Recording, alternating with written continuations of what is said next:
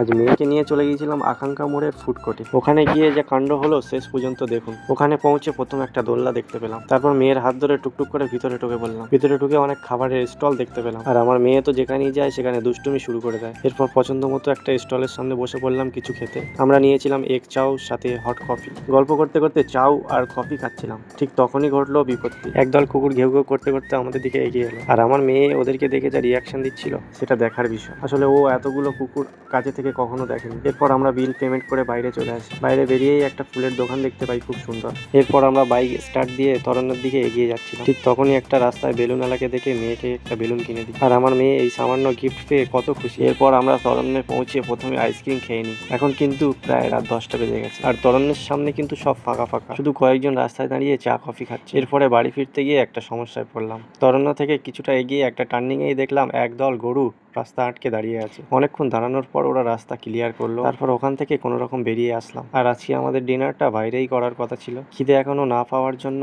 বাড়ির জন্য খাবার প্যাক করে নিলাম। বাড়িতে এসেই আমার মেয়ে সেই বেলুন নিয়ে খেলা করছিল, আর বেলুনটা সিলিং এ আটকে গেছে তাই ও ধরার চেষ্টা করছিল, তাই আমি ওকে হেল্প করছিলাম। এরপরেই আমরা ডিনার করতে বসে পড়ি। আমরা নিয়ে এসেছিলাম চিকেন থালি। ভিডিওটি আজ এখানেই শেষ করছি। ভিডিওটি ভালো লাগলে অবশ্যই লাইক করবেন। দেখা হচ্ছে পরের ভিডিওতে। ততক্ষণ ভালো থাকুন, সুস্থ থাকুন।